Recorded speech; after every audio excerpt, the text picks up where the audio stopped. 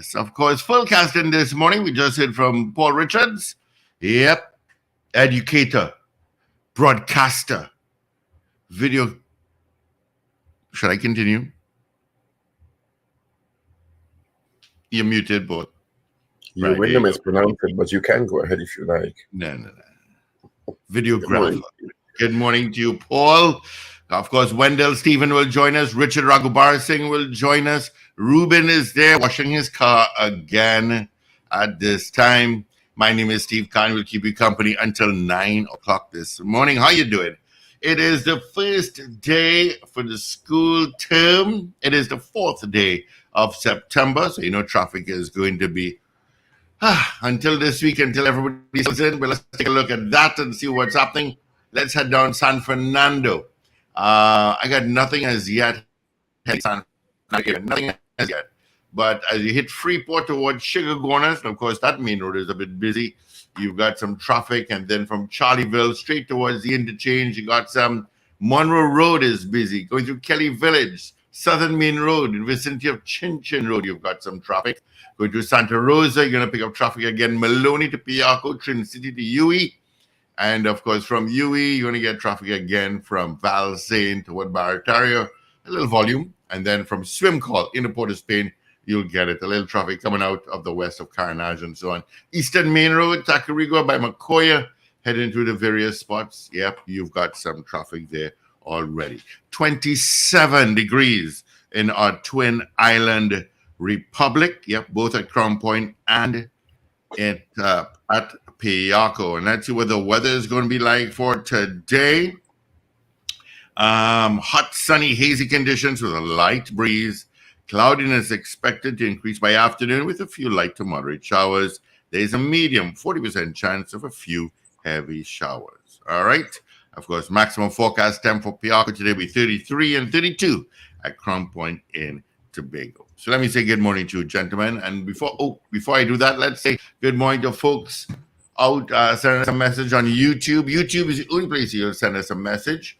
Ingrid Adams getting ready for Juve out in Brooklyn. Good morning. The Labor Day Jam in Brooklyn. I could sing, but no. Pauline Buckmeyer. Good morning. A day's blessings to one and all. Gentlemen, hope you have a wonderful weekend. Yeah, it wasn't bad at all. Productive. Richard, how did the pay go? Hope it was successful first day of school. Ray out in West Palm Beach, Florida. Good morning, Steve. I'm in New York for Labor Day. I'm jamming. All right.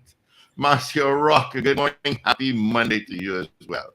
Wendell Stephen, good morning to you, my friend. Morning, Steve. Morning, Paul. Good morning, Trinidad and Tobago. And good morning, listeners and viewers all over the globe. It's Monday, September 4th in Trinidad and Tobago, as it is in all over the world. Happy Labor Day to our friends out there in New York. Is it just New York that celebrates Labor Day today? Is it just the U.S.? Yes, just the Yeah, US. they usually have different celebrations. Washington is different, Philadelphia is different, Miami is different. Oh, as you say, Washington. Yeah. Well, Labor Day celebrations. I mean, it's Labor Day generally, but I mean, Labor Day celebration. The West Indian Day Parade, that is. It's only Somehow you only hear about Brooklyn, huh? You don't really hear about anything else happening anywhere else in the US. So happy Labor Day. Happy birthday to Chris Tusa. I'm sure that you're listening. Good morning, Chris. Happy birthday to our correspondent out in Washington, D.C. Yeah, let's say happy birthday going on to Xavier Moonan. Yes, Xavier Moonan's birthday. Xavier Moonan, good morning to you. My good friend Dion Williams, it's a birthday today. And of course, another personality in the media, Sharon Rika's birthday today. Sharon who? Rika, she's with NBS with 100 FM. Okay, never heard the name. Yeah. Gorgeous. Okay. Gorgeous. All right. And anyone else celebrating a birthday today, of course, happy birthday. I had my fill of CPL cricket this weekend. There was some Trinidad game, man. Holy cow. There were some great matches this weekend. And none could beat that match last night between the Barbados Royals and St. Kitts Patriots. That was a good game. But Trinidad game yesterday morning was boy. Yeah, it was a good game too. Low scoring, but a good game. But last night, Raheem Cornwall was crowned the king of the footballs last night. Now he hit some clean, crisp shots, but we all know Raheem Cornwall can only do one thing: throw that bat and that heavyweight he has. That's T20 for you. And he made 100 in what? 40 something balls, or maybe just over 50 balls. Really, really quick. Retired after, because I think his heart just couldn't handle the excitement. And the longest, the highest run chase ever in CPL T20 was achieved last night. 220. You chased down 220. Wow. Barbados. Well done. Well done. It was great cricket over the weekend. Even the women's cricket, well, we faltered back. The women's cricket was really good. Yeah. I watched that a bit. Yeah, but we are next up as the teams head to Trinidad and Tobago today to start their campaign tomorrow at the Queen's Park Oval. I shall be there, God willing. I will be there. I don't know if I will be there. No. I'm sure because of the cricket over the weekend in Barbados, that oval will be filled to capacity. Yeah, the game we take on who? Barbados tomorrow again? Is it Barbados? Who's BR? I'm not sure. Who? All right, so TKR will play tomorrow evening, 7 o'clock. Then they play Wednesday, 7 o'clock. They play again after Wednesday. You sure the game is 7 tomorrow? That's what I'm watching the schedule here. Okay, all right. After Wednesday, the next game we play in St. Kitts. No, we're not playing St. Kitts. St. Kitts and St. Lucia at 10 a.m. on Saturday. And then TKR will play Jamaica coming up at 8 p.m. on Saturday. Sunday, TKR will play St. Lucia at 8 p.m. And then they head to Guyana. So we've got Tuesday, Wednesday, Saturday, Sunday at the Oval. You send that schedule for me, Steve Khan, because I just have never had the schedule. So I've never really followed up on what times the matches are and whatnot. I just know I watch when I could and I'll go when I can. Yeah, I don't know if I can make any of these games. Well, the weekend games, that is. I won't go during the week, but yeah, I can't watch a game 7 p.m. late, finish at 11, and then go home and get up at 3:30 again. No. I'm not as young as Paul Richards. Well, speaking of that, I did the craziest thing this morning. I don't know why I got up and saw that 5 o'clock was 6 o'clock. So I'm just sitting waiting for you to log on. I almost sent you. When I look, it's why it's so dark. It's going to be rainy today. And sat down in front of the computer, set up everything, dressed, had my coffee, and then I said, but why is Steve not logging on? And then I looked and I said, 5 is it daylight saving time in my computer job? I think I'll remember my camera. Oh gosh, that might have happened to me. I can see that happened to me too. But I said, why is Steve Khan not? I almost called you Steve Khan, and then I said, but why is this computer reading 5? Then the phone reading 5. Then the watch reading 5. Hear me? Okay. It's 5. Let's go back in bed. You don't set alarms. You don't do alarms, Paul. I do a 6 o'clock. Yeah, I do alarm. There's an alarm on the phone, but sometimes I get up and turn off the alarm, so I wasn't even taking on the phone. Oh. No, most times I get up and turn off the alarm before it starts. Not my 6 o'clock alarm. That's not alarm that. No, I have 3 alarms. I have one from when I used to work earlier radio and earlier TV. You can't be late for TV. Everybody knows. But remember Friday, I came in just at 6, only because I had switched off my alarm Wednesday, as Thursday was the holiday, and your boy never put them back on. So I have a 4:30 alarm, a 4:45 alarm, a 5 alarm, and a 5:15 alarm. I have a 3:30 and a 4. No, you're torturing yourself.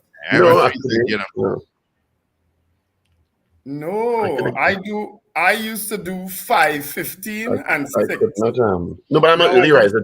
Generally, I will get up early, so I hardly ever sleep past 4:30 anyway. So right. So, because of that, I just do a 5:30 and a 6.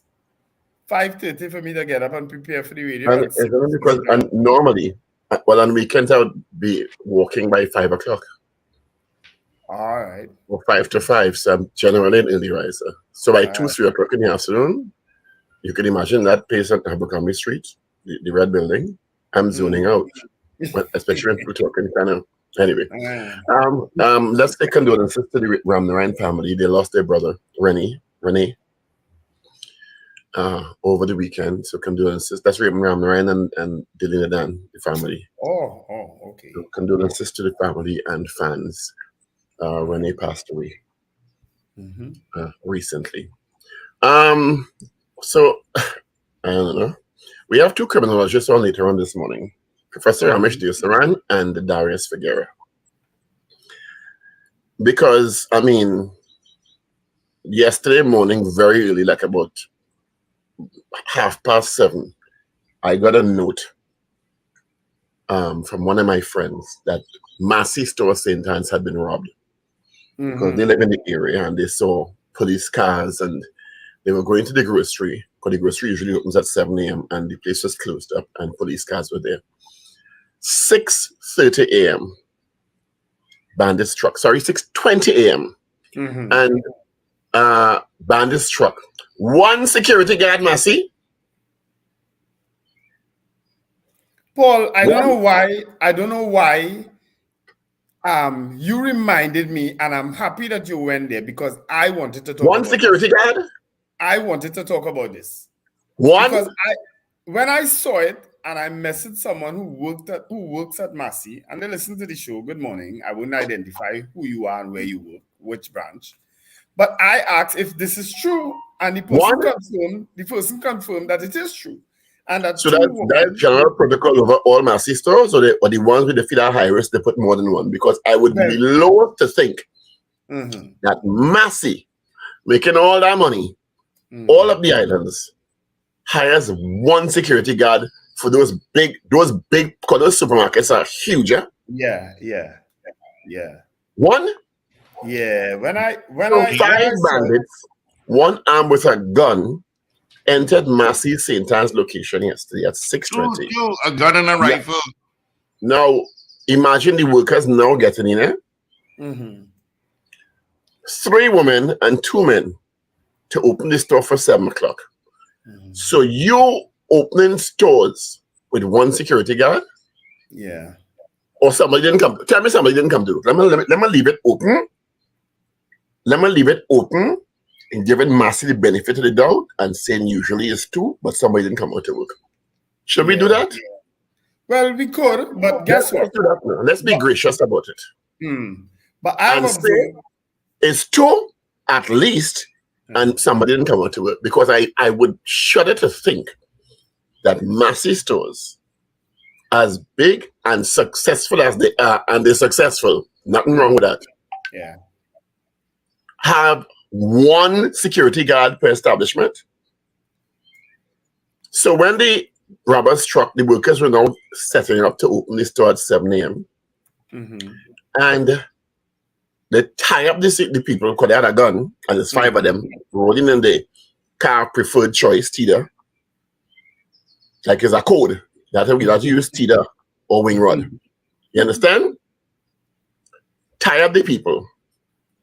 Took one of the women inside the vault area, beat up the woman, forced her to open the safe, and made off with US and TT dollars. Yeah. Now, that sounded insidish to me. It could be, as well as it could be because of lack of security. Well, the police say it's too early to say whether it's an inside job, but this is now. I would shudder to think this is a new development again in terms of crime in this country. But Paul, we have a problem with people leaving banks, right? Banks and ATMs. So now I shudder to think that somebody inside the store, we have no information to confirm this. So this is the theories that were ruling around yesterday. They would have to know, the bandits that is, you know what? They open in 7 o'clock, they're coming in 6:15 thereabouts. It's mostly women. It's only one security guard. That's a good target. You understand? Mm-hmm. And they have cash on the compound. Yeah. And one of the 5 employees have the code to the safe. Mm-hmm. That's a lot of information, eh? Yes. Because me feel the hit Massey, St. Anne's, just so, Yeah. at 6:20 a.m. But I'm glad no life was lost. Yeah. 2 women were beaten up, though, I heard. Yeah. Well, I saw one, but maybe it was more than one. It's two. But as I said, when I heard about it yesterday and I messaged my people there, my understanding too is that there have been several robberies also too in the car parks of Massey stores all over. And they have not been reporting it. Well, it's not been making the news. And so I'm saying that clearly is a problem because, I mean, there's a Massey literally on my doorstep here. I only see one security guard there too also. And it's something that maybe Massey needs to look into. Well, no, because I go to St. Augustine primarily, and I generally see more than one security guard. There's one at the door all the time. I see one in the car park. And I guess I may have seen another one. And there's one by the liquor aisle. Alcohol lane. The alcohol lane always the alcohol lane has I usually see about 3 security guards working in St. Augustine at any particular time. There's one always at the door. But St. Augustine is a huge store. And there's one rolling around the car park, generally, to secure people's cars, because then there's also a bank next to there's a RBC there. So yeah. The security may be working the compound in for both. And there's always one where they feel they are the most value in the liquor aisle. The liquor lane, yes. Yes. So it mightn't be ready to guard the people more than to guard the liquor, to be very honest. Because the liquor, they have quite expensive liquor in there. But I would shudder to think that overnight on those Massey compounds, that is only one security guard. Yeah. Because then that puts that security guard in a very vulnerable position, because ain't no one bandit coming to rob you. But and also this would also be coming after a holiday weekend, a month-end holiday weekend. Yeah.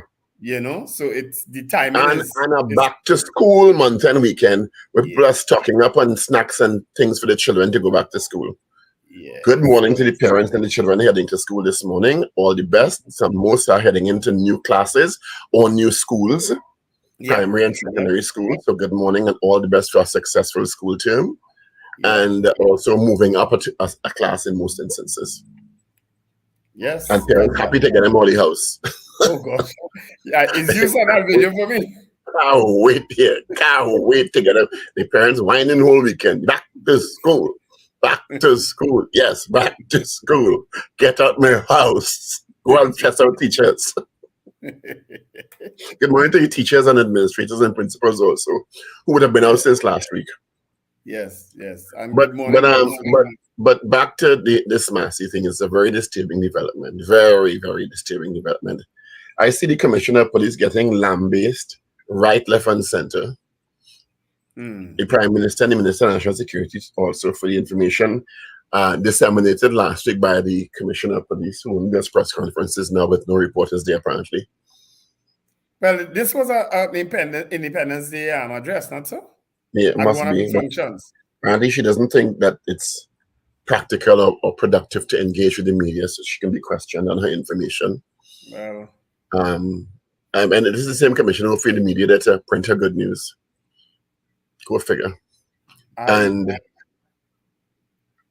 she getting licks right, left, and center about the decrease in in murders in particular, because she said the interventions are successful because, well, the upward trend has been stymied to a leveling off.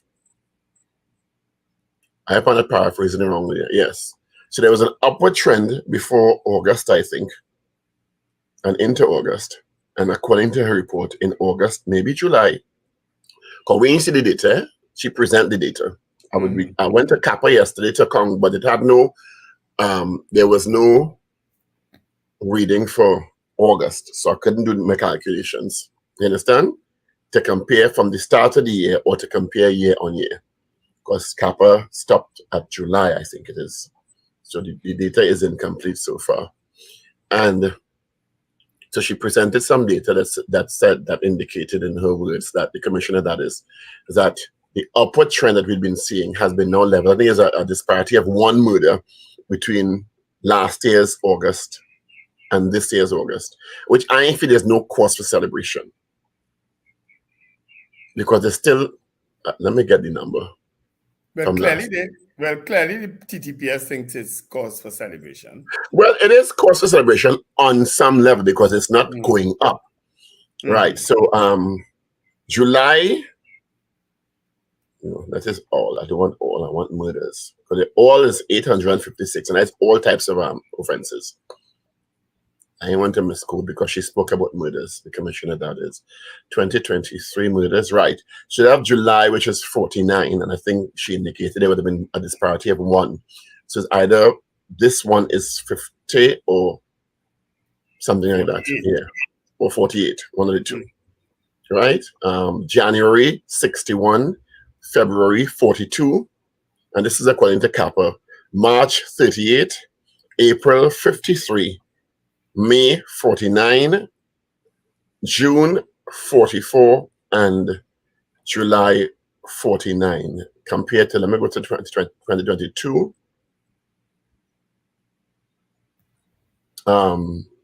Yes, so July, this is very strange.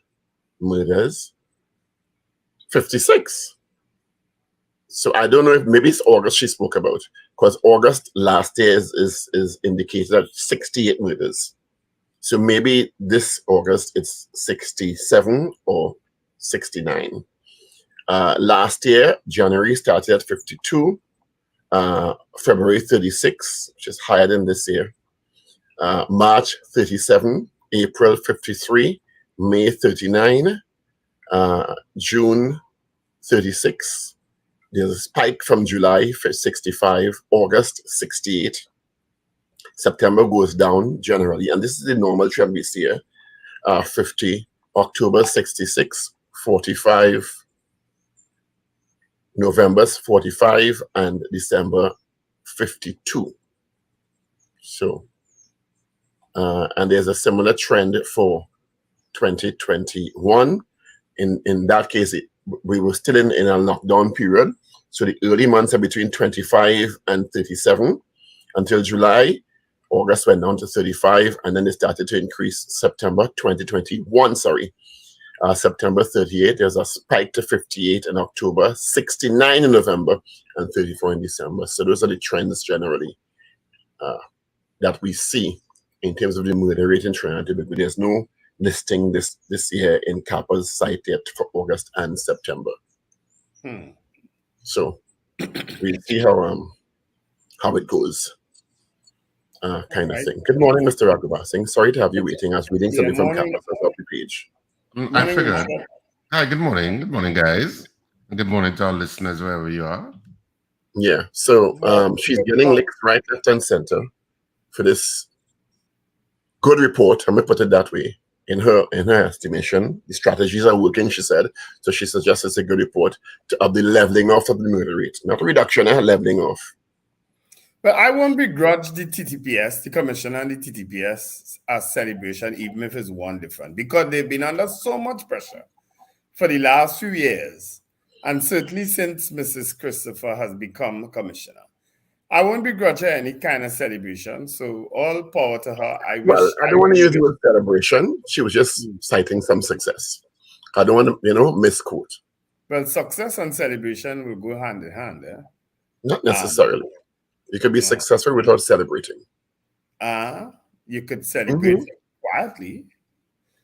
Or Well, you could cite your successes without saying it's celebration, because I don't think she'd be crazy enough after her debut in the public stage to use words like celebrate again. I think she may have learned a little more than using the word celebrate with 50 odd murders for a particular month, even though it may have leveled off from an increase in previous months. Well, I would hope so. She's not communication savvy, but she must be learning something, a thing or two. She have enough communication people around her. That Today's does seem to also be Labor happening. Day. Today's also Labor Day in Canada. Morning, Miss Sampson. Okay. Yeah. Raghu, how was your play yesterday? Rufus, not Raghu, Rufus. Oh, it went well. It went well. You know, people came out. So, you know, we had fun in San Fernando. And it's always wonderful to be at Naprima Bowl. It's like you're home away from home in terms of theater because we've been going there for so many years. Clearly, the So bars we had were a good closed time. after you're here this morning.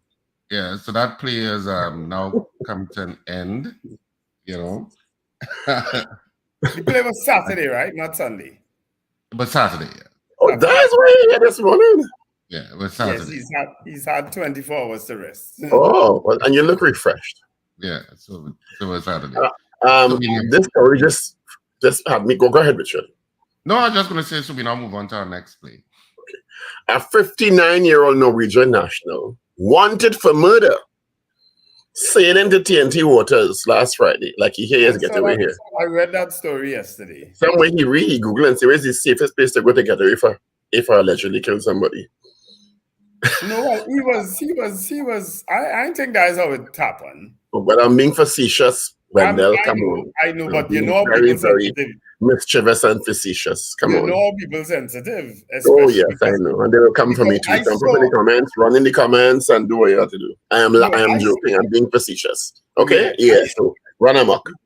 Because I saw some of the crazy comments online about it. Yeah, and I'm saying, oh. So people ask, but why of all places you're sailing to TNT waters? Anyway, he took refuge in TNT last Friday in the waters of Chaguaramas.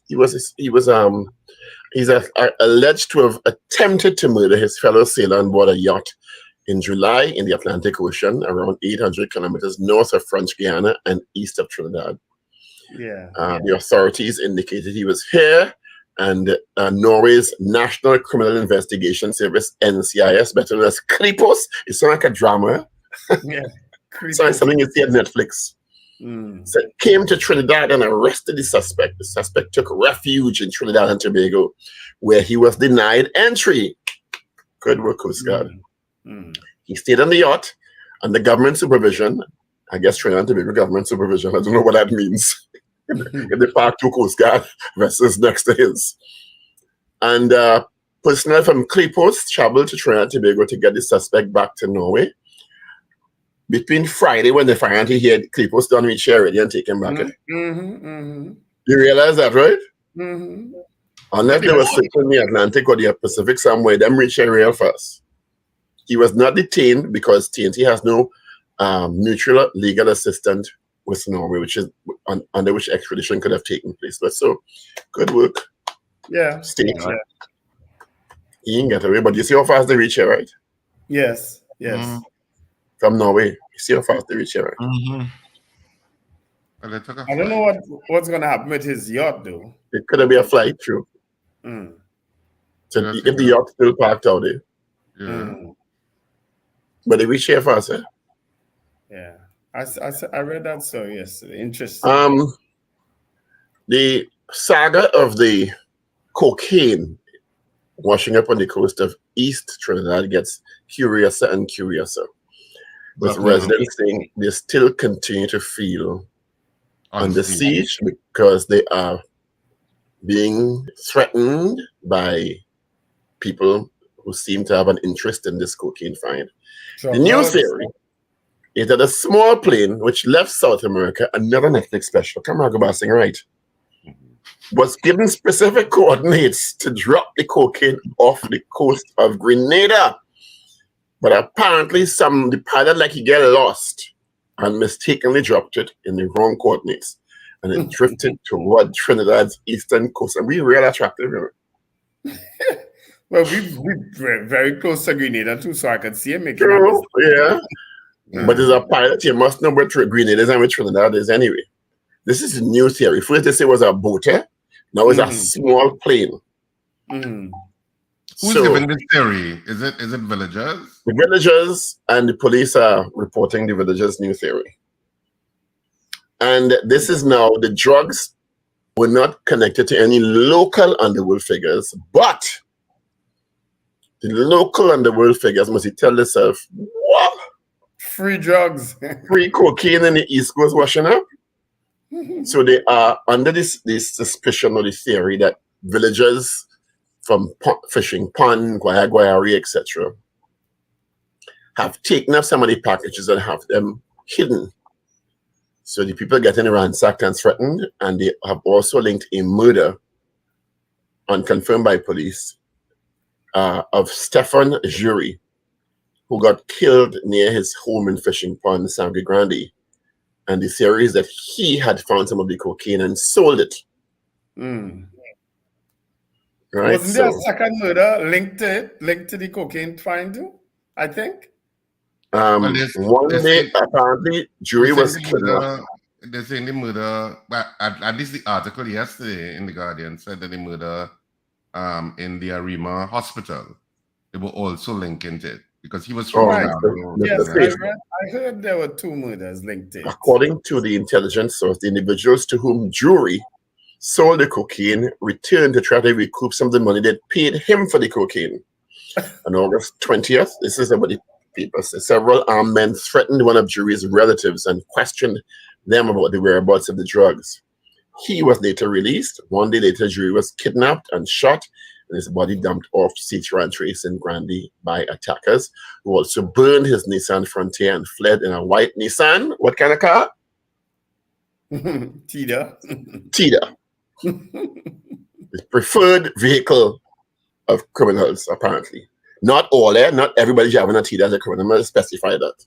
Yeah, because plenty women drive Tidas. Right. I'm just saying because somebody go say that I said. Not that they aren't criminals there, but plenty women drive Tidas. Who was held in the white Nissan Tida moments after the killing.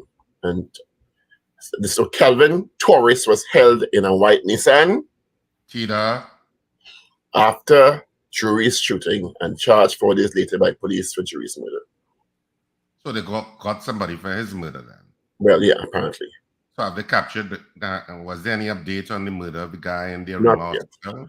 Yeah. Not yet, but residents are probably still being terrorized. The Guardian that seemed to speculate by some of the villagers. It was all speculation, we'll have to see, because we have no way to verify. It's speculation, yes, it is. Yeah, that murder was also connected to that uncertainty and unstableness in that area of Trinidad where that cocaine may have washed ashore, and they were asking for increased security in that area. And the reporters in their minds. Yeah, the reporters who I assume it is reporters because that's how the article was written, is that they were going along that eastern corridor in terms of the coastline for about 5 hours interviewing people, and they said they only saw like 2 police cars or something like that. It was very light. Yeah. When did I take a road trip now? Where's that? To Grande, Guayari. Wait, with the cocaine wash up? We're going to do some journalistic work. We ain't going to look for cocaine. All right, you all pass and pick me up now. After with the cameras, I can't drive. Anyway, police are continuing investigations. Does anyone have newspapers? No, I don't this morning. All right, so it's 20 minutes moving after 7. Good morning to you all. Good morning to parents, students, school supervisors, principals, teachers. We're all heading out to school today. Yep, and especially those using the new 8-kilometer stretch from San Fernando to Point 14. That looked impressive yesterday, I have to say, that roadway. So congratulations to the Ministry of Works and Transport. That highway to Point 14 just seems to be going on and on and on. But there's light at the end of the tunnel. But it cost us enough money, eh? Yeah. Yep. It cost us enough. It's the most expensive highway in the Western Hemisphere, they say. Mm-hmm. I don't know if it's represented. It's a very good road. I've used it several times. I really feel good driving on that road. Yeah.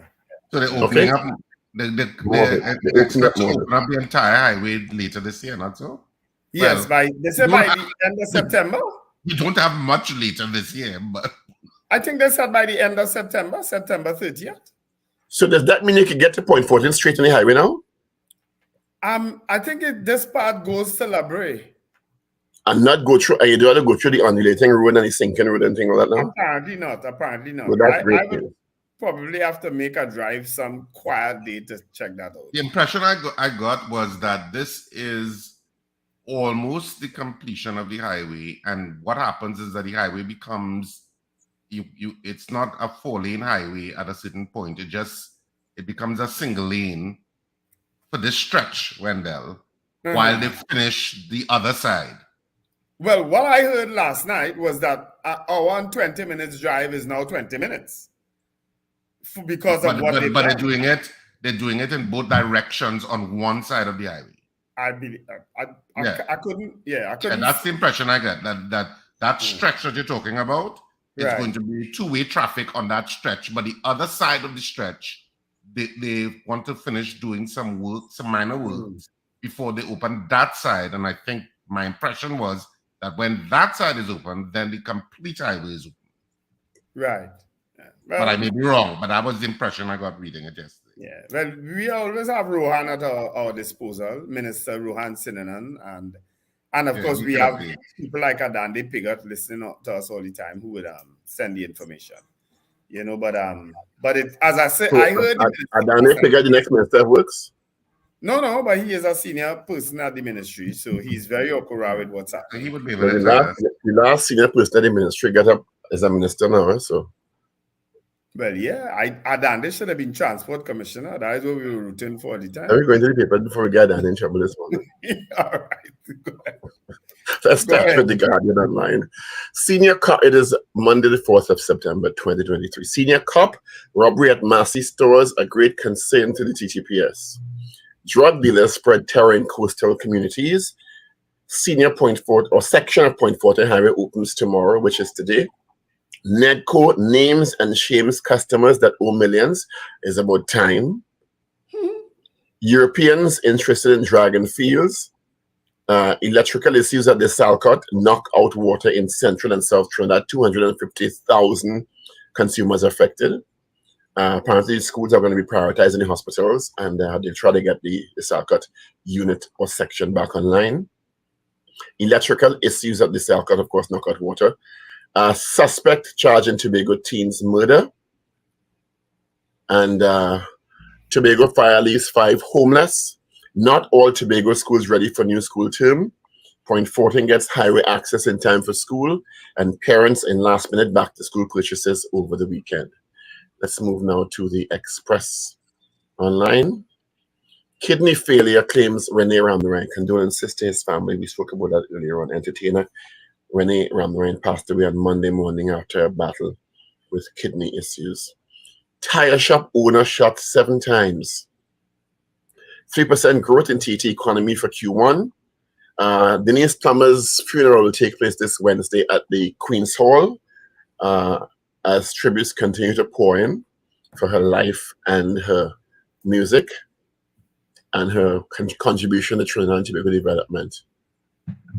I hope she's looking down and realize how much she was loved. Let's move to the Newsday now. Transport Minister, don't turn the highway extension into a racetrack.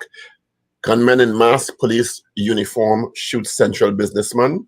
County MP Ghost Gun factory must spur government action on central crime crisis. A plane, not a maxi. That's an article in the Newsday over the air bridge. Cops suing PSC over rejected deputy COP application. Bandits steal money. Tie-up workers at Massey Store St. Anne's. PriceSmart workers settle for 10% wage hike. Venezuelan feud ends in murder in Princestown. And CSO, Trinidad and Tobago economy grew by 3% in the first quarter of 2023. So those are trending stories in your Express, Guardian, and Newsday for today, Monday, the 4th of September, 2023. Who was that got rejected as a deputy CEO there and suing? Well, you sent me to go back and dig up in this now. God, I didn't hear that story in the other newspapers. All right. A legal officer, acting Corporal Zahi Ali, received High Court permission to pursue his legal challenge against the Police Service Commission. That's who it is. I think he's an attorney now because he's dressed in attorney's garb. Smart. Go to school. Is he the person applying or he's the attorney for the person? He seems like the person. He uploaded his application and relevant certificates, except for his master's degree in law, which at the time we're still awaiting from UAC in Augustine. Ali's lawsuit said provided his unofficial transcript, which shows he completed the LLM. Right? So he seems to be the person who sued. Who applied for Deputy Commissioner of Police? Yeah. Oh, okay. Right. So those are trending stories in your three dailies. You all have a question this morning? I don't. All right. Why do you come up with that? Do you think the Massey store was an inside job? Or we could do a school question. Do you think schools are ready for the new school term? I think the minister would have posted an address last night. I didn't listen to it in its entirety. But a lot of work was taking place over the weekend on schools. At least when I passed by Mokorapo School, they were now painting and so on the exterior walls and so on. That's over this weekend. Not funny. Yeah, so I know a lot of last minute work was taking place with Yeah, so Richard, we will leave the decision up to you. All right. Why do you guys come up with a question? Let's get the results of our morning poll from Friday. Did you send me Professor Yusran's email? I sent it to him already. Okay, all right. Yeah. Our question on Friday was, do you agree with the Prime Minister that parking meters should be a priority for the new Port of Spain Council? That was our poll on Friday. Results after this. Hi there. Honey, you made his dreams come true. Send and receive money this school year with MoneyGram to fulfill their dreams for their education. You can win weekly supermarket vouchers valued at $500 every time you send or receive with MoneyGram, with locations nationwide. Send or receive money from any Massey Financial Remittances Service Limited, Massey Stores location, or MoneyGram agent. Check our Facebook and Instagram pages for details. This promotion has been approved by the NLCB. All right, our poll on Friday, do you agree with the Prime Minister that parking meters should be a priority for the new Port of Spain Council? The results are in. 63%, 63 said yes. All right, let's get into this morning's poll. They might be grandson thing then. Yeah, well, let me say hello to a few people that are locked on YouTube. Marcia Rock, good morning. Patia Koto, good morning. Brenda Isaac, Wayne B out in Covington, Georgia. Winston Jones, Doreen Pierre, good morning, Doreen. Good morning, D. Pierre. Ewart Ratchpole, good morning. I tell you when they start in New York. Say again? I tell you when they start, they'll have Juve already in Labor Day. Juve should be swinging by now. Ewart Ratchpole, good morning. Lando, Brenda Isaac, Arnold, good morning. Cheryl Charles, Faria Hayatali, good morning. Guy Small, good morning to you. Long time, Guy Small. Let's see who else. Gloria Gray, Rena Boodoo Jennings. Right. Anthony good morning. Tinto. Morning, Tinto. Yeah, Anthony Tinto. Morning. And Anu says, hi, Patty. I guess they're brother and sister. All right, Anu. Right. And Anthony Tinto. All right. This morning's poll, gentlemen. Couldn't we ask something on the 3% growth in the economy and whether we think that's a signal that the Trinidad and Tobago economy is on an upward growth path, or something that the CSO would have released? Either that or something with the drugs in on the East-West corridor. Well, not the East-West corridor, on the East Coast. One or the other. I think we had asked something like the schools already, Wendell.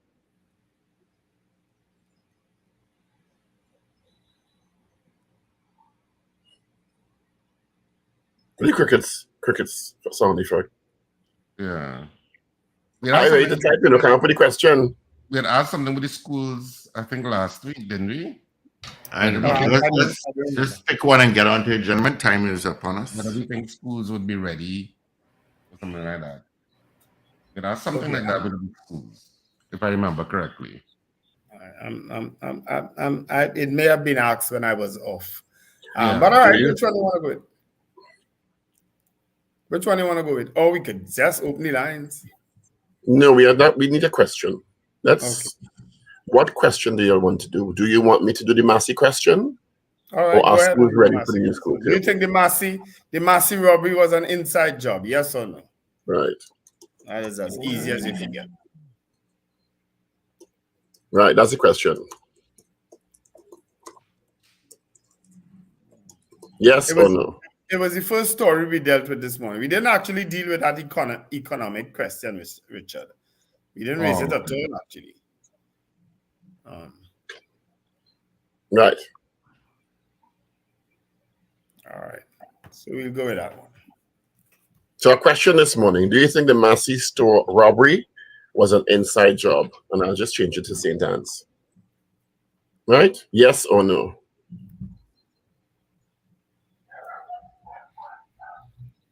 So 222-TALK, 222-8255. North Americans, toll free at 866-525-1099.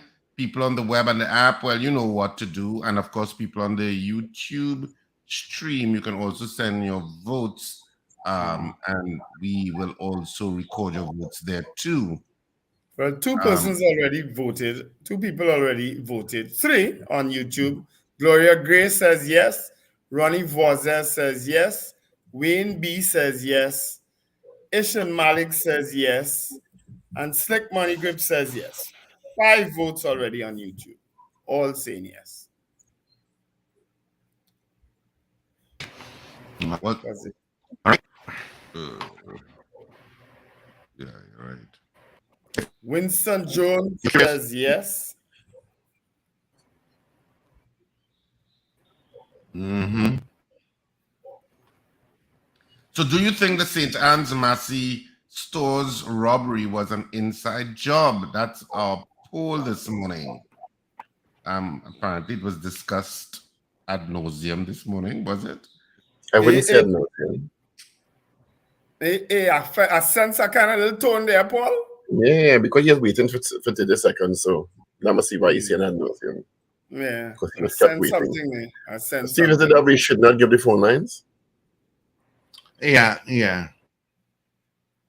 What does he mean? All right. So that's a message via YouTube. All right. Do you think?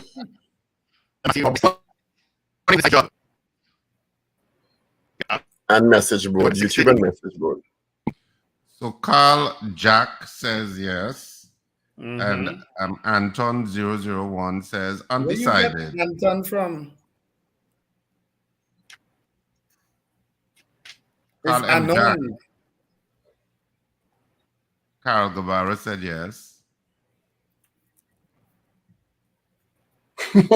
Tony Stark said no. He says, Robin, any store in Trinidad is easy. That is true. How so? Anon 001 said undecided. Criminals are brazen, especially now with their 3D guns. That's what he says. That was a curious statement by the Prime Minister. Why? Why so? As head of the Security Council, saying that you wasn't aware that guns are being manufactured here.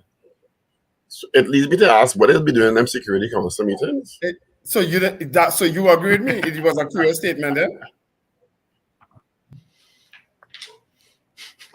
Don't they meet every week? Yes. As far as I know. As far as I know. With the Commissioner of Police?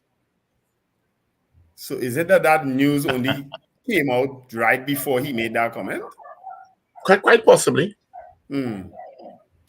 Quite possibly. Okay, says yes to poll. Guys, Maybe the police don't give him information yes. unless they confirm it.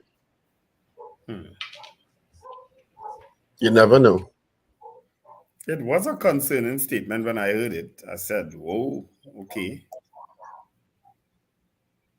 But remember that he's not privy to everything. I remember he didn't know it was going to Barbados something either. So Whoa. Whoa. what? Nothing. He said he didn't know. We asked him, didn't we ask him? Yes. And he said he didn't know. He didn't tell him everything. They don't tell him his national security everything. They could say, I want a plane. Get a plane ready for me. Something like guns being manufactured here. Okay. If they could go Barbados and get a plane and go and bring back somebody and they don't know, they could manufacture guns and they don't know either. Do you think the St. Anne's Massey Stores robbery was an inside job? That's our poll this morning. That is our poll this morning. You can vote via the YouTube stream and the message board. I'm not so sure if you can vote on the message board. Is the message board up? I'm not sure. But certainly on YouTube, votes are coming in.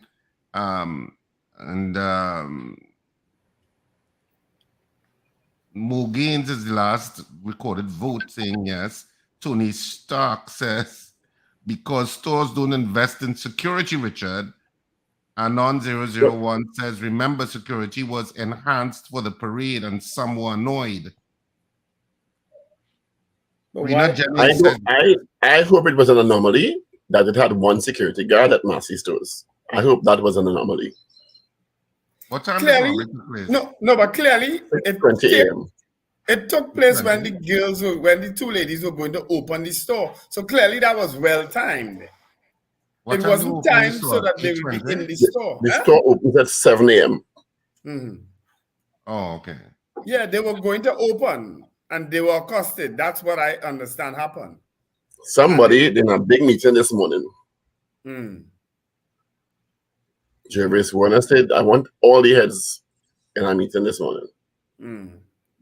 What they have to do, hopefully, if they have footage of to monitor the car park, they could look to see if that car has been hanging around for a little while.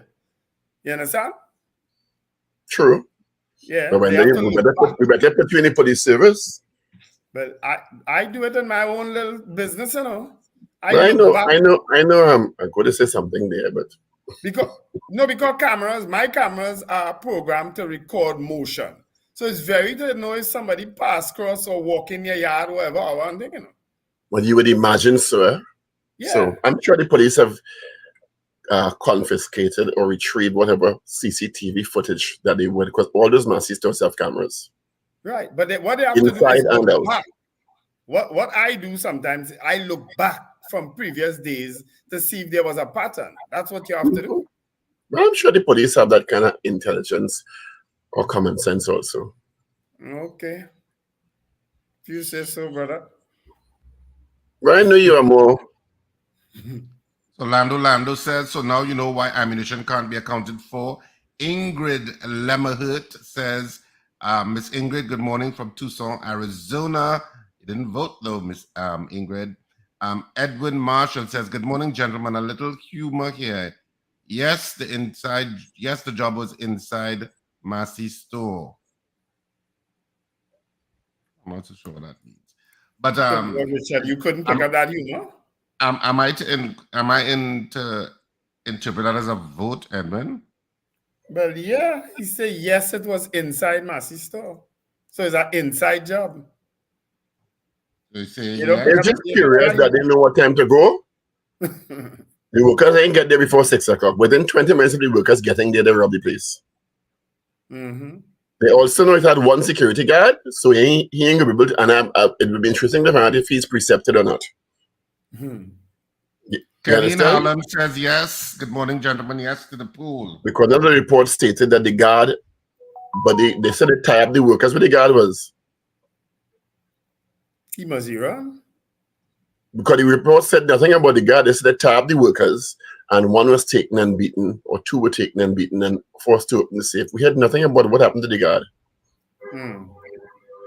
God must it take off, yes? Yeah, that was See, it. my life was 1750 hour.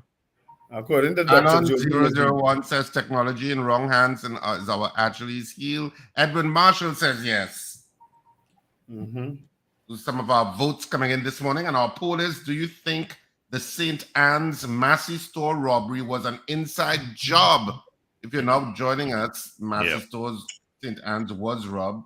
I'm not so sure what date was though. When was it? Sunday? Yesterday morning. Yesterday, yeah. Good morning. Morning.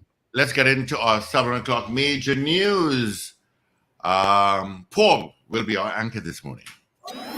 This is your news bulletin from Power 102 Digital. It is 7 o'clock in Trinidad and Tobago. This is news to 7 on News Power Digital. First, the headlines. Investigations continue into the robbery at Massey Store St. Anne's location yesterday, Sunday. This Alcott is yet to find the source of the weekend electrical problem at the plant. WASA to provide free truck-borne water to customers affected by the Salcott plant disruption. And Gabon co-leader Bruce Negumin is being sworn in as president. We have details coming up next.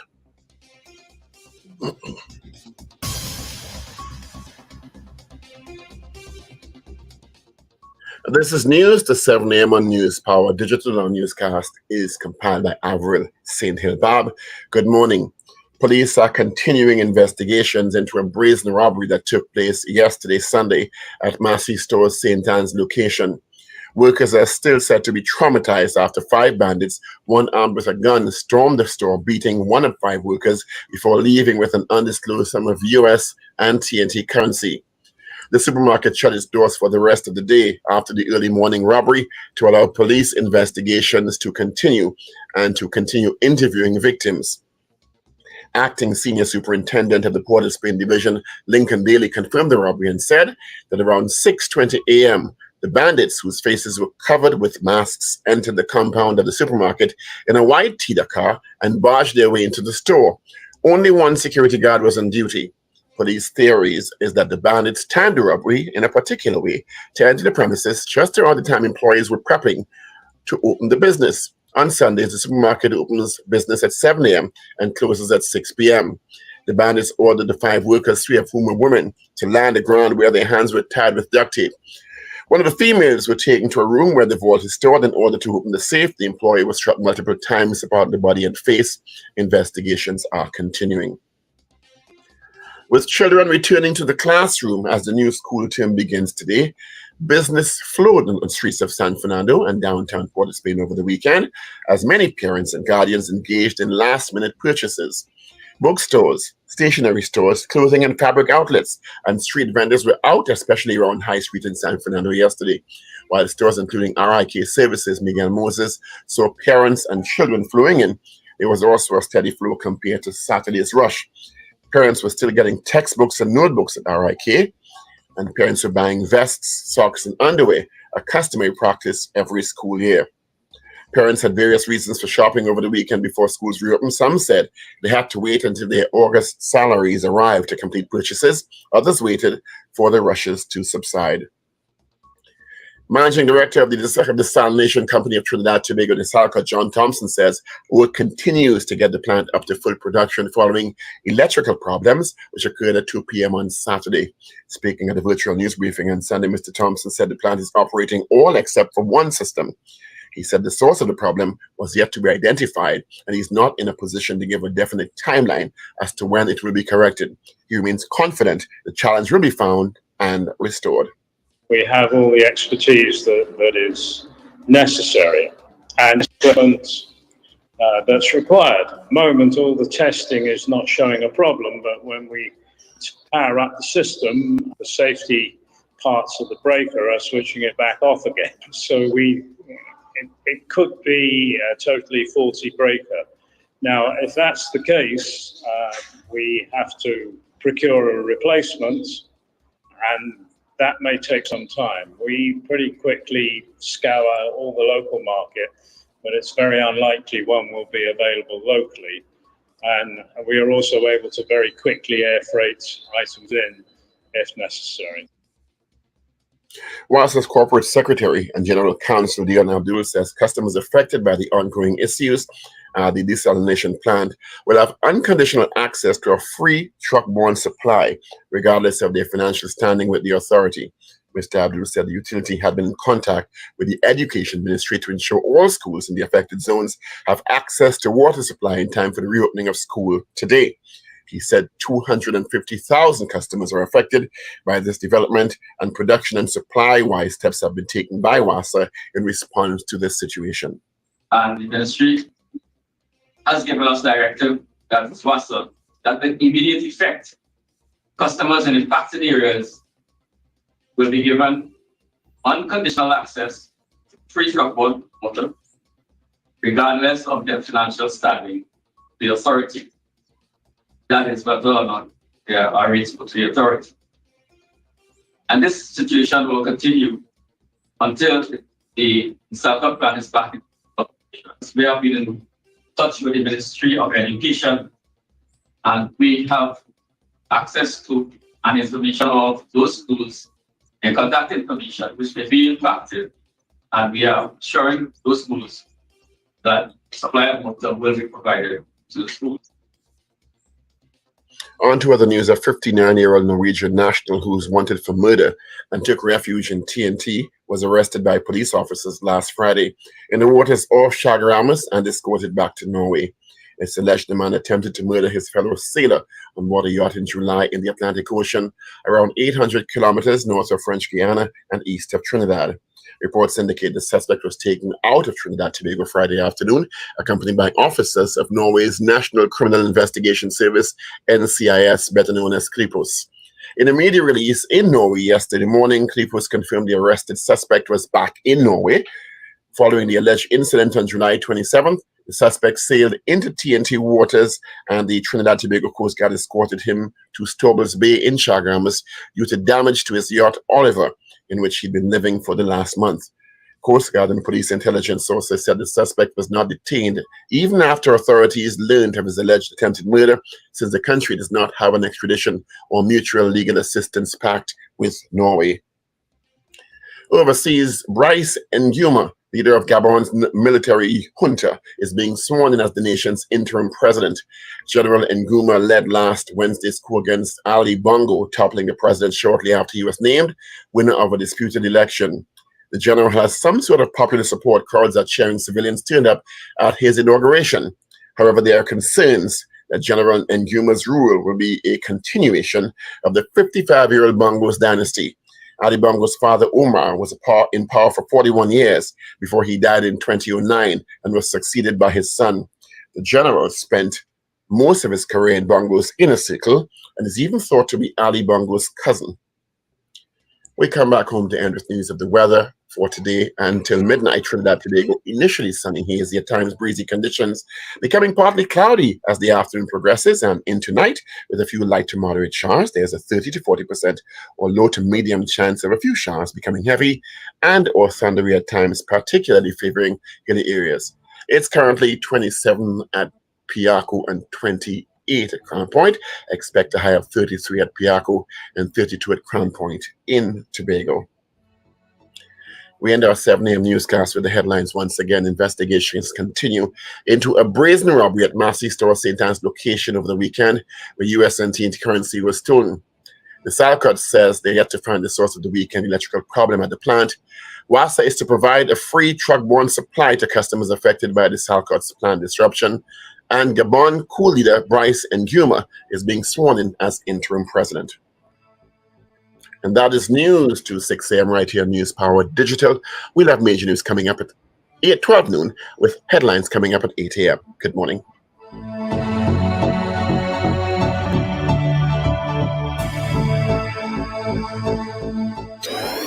Up to date and credible.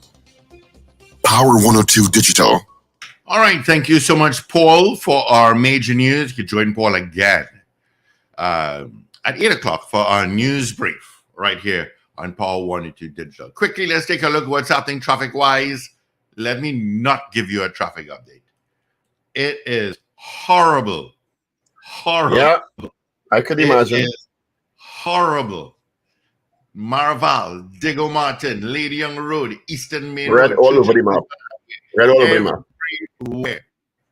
Everywhere. San Fernando, same thing. You got traffic, even getting out from Gasparillo towards Taruba Link Road. You've got traffic. The good part about it, northbound under Solo, it is moving until you get to Charlieville. All right, horrendous. It's traffic. It wasn't like this last week Monday. Just go back and think about it. I'm going to be the same way from 2 o'clock this afternoon or 1:30. Yeah, and from 1:30, because now even before that, Paul, because some schools are going to close it at half day. You know, so from I'm not on the roads. Please be careful. The young ones are back out, so please be careful. Cast an extra eye on the roads because they're crossing the streets, etc. Yeah, you know what that. I think Liberty Jam in Brooklyn is moving along nicely. I was just watching it a little while ago. A lot of people out in the streets in New York. It's a beautiful day in New York, in Brooklyn. All right, so Liberty Jam in Brooklyn. All right, let's get back. August is standing by. So let's get into the question. Cheryl Henry said yes. And that's the only vote I have here. Morning, Carol Guevara. You got Edwin Marshall saying yes. Yeah, I got Edwin Marshall already, and Patty Coutu also said, yeah, I think it was an inside job. So that's a yes. All right. The final results? So I have 15 people saying yes, and 1 person saying no. Right? 15 people said yes, 1 person said no. All right. Sankofa do also I hit my laptop there.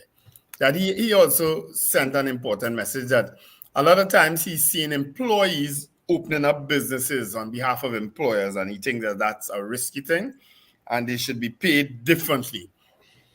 When employees I think they should have more than 1 security guard, but that's just me. Sorry?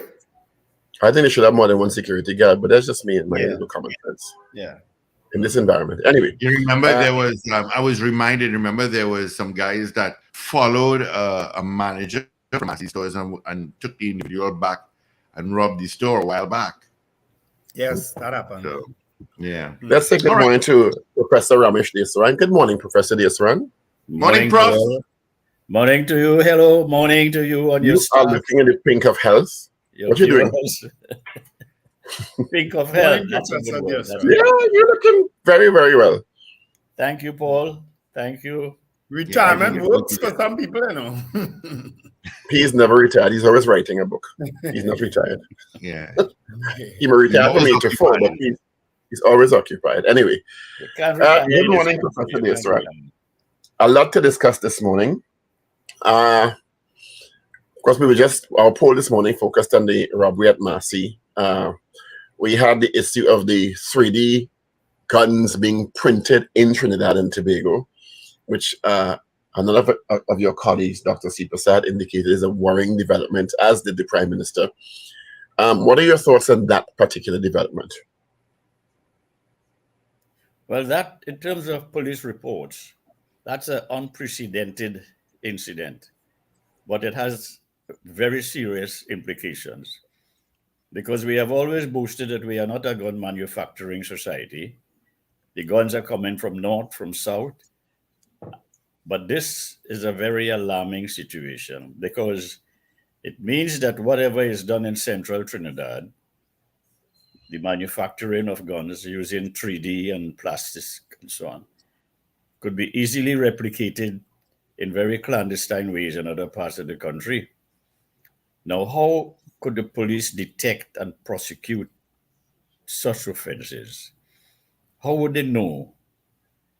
Which brings us to the role of citizens, Paul. We have a lot of deficiencies in terms of citizen support through information to the police. These incidents, they have to reach the police. And how do they reach the police? What intelligence does the police have to detect such things? Could they tap telephones of suspected persons? Could neighbors make a report that there are some very peculiar incidents happening around them and they want to report it privately to the police and hope that such information will be kept confidentially?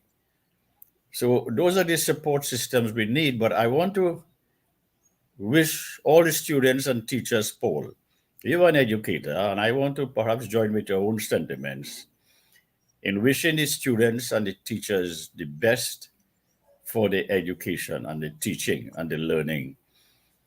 Because when I heard, I am not digressing it because there is a connection as to why people do these criminal activities. The school has a lot to do with it. For example, when I hear that there are thousands of dropouts, that is an amazing thing for a small country with such a, at the top of it, sophisticated educational system.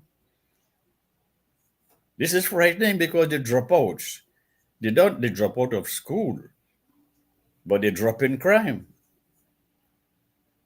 And they associate with gangs.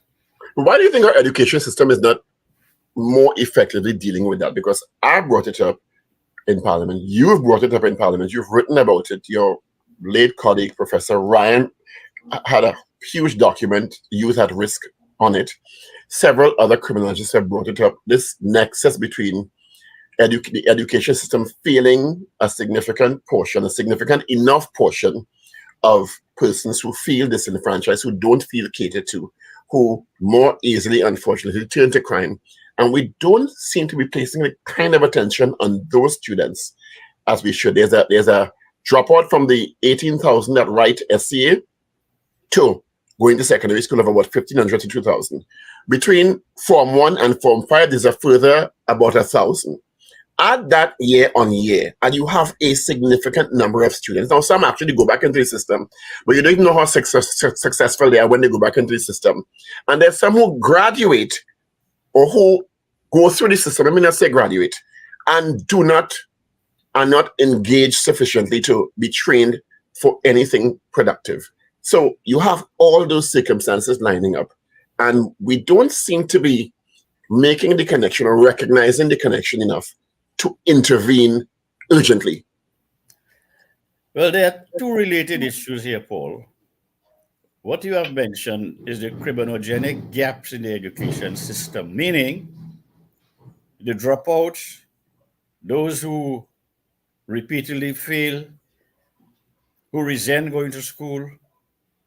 That climate is not friendly to a civil society. And I don't think the education ministry and the government as a whole are paying enough attention to that deficit. One of the reasons being, it's a pattern. Politicians and government don't like to embarrass themselves by bad news. But we have to have the integrity, the political integrity now, Paul, to recognize what is not working, how it needs to be corrected, and be honest with the people. The connected issue which worries me a lot is that when Minister Garcia was there, he and the CEO decided to shut down reports, administrative reports, and all the other reports that provided information to the public, like how many students passed, which school they came from, which districts were more successful at other districts. Those demographics were removed, and they said, well, you have to apply to the Freedom of Information Act to get access to these kinds of information, which are very important for policy making and for civic attention. In other words, we were blindfolded by that decision. And I wish this new minister, I mean, not new anymore, but she should revise that and make all these reports available to the public more easily, because it will tell us exactly what is happening and where the different boards, school boards and so on could intervene, where the community could intervene. Because overall, apart from the data, in terms of educational process, I think the time has come, given the environment, for example, apart from the data, the process in the schools, in the curriculum, there should now be a course, not one course, a program in secondary schools particularly, gradually moving up from Form 3 to Form 5. Social justice, let them know what the laws are, what the consequences for committing certain crimes are. Educate them in terms of character building, not only in terms of goodness and evil, but the real practical way of a student, a young person living in a democratic society, must be aware of the consequences for committing crime. What's happening now, a lot of these young people come out without knowing apparently what the consequences for crimes are, especially certain crimes. So we need to educate their minds as to the consequences, the value of respecting people's property, the value of helping the police, and all those elements in a social justice program. So apart from the data and so on, we need to build the education system more appropriately suited to the environment in which we live. And the environment in which we live is a very criminogenic one. Everybody knows that. Apart from the murder rate and home invasions, there's a rise in violence. So to curb that, the police have their work to do, the courts have their work to do, but the schools have a bigger mission now than before in order to make it appropriate to the environment. You cannot have an education system very far removed from the environment. And that is what happening. The training, Paul, is not appropriate. We have undervalued technical and vocational training. We have undervalued that culturally. We have to restore a cultural appreciation for technical programs, not don't live and die by the grammar type schooling. So I think we need to look at it in this broader context, and we're not doing that, partly because Professor the Diosara allows enough in terms of the data. Yeah. I'm hearing you on that issue with the social program, and I believe it can work, but is not what RI at some other level was also doing in terms of preparing students and teaching students certain consequences and so on that we have also gotten rid of? Well, I still believe secondary school is a better place for it because they're learning other things too. They are learning history, they are learning geography, social studies, and this could be put in a more practical way. And I would strongly recommend that the ministry, later on they do it in university, but that's for certificates. I'm talking about character building, socialization.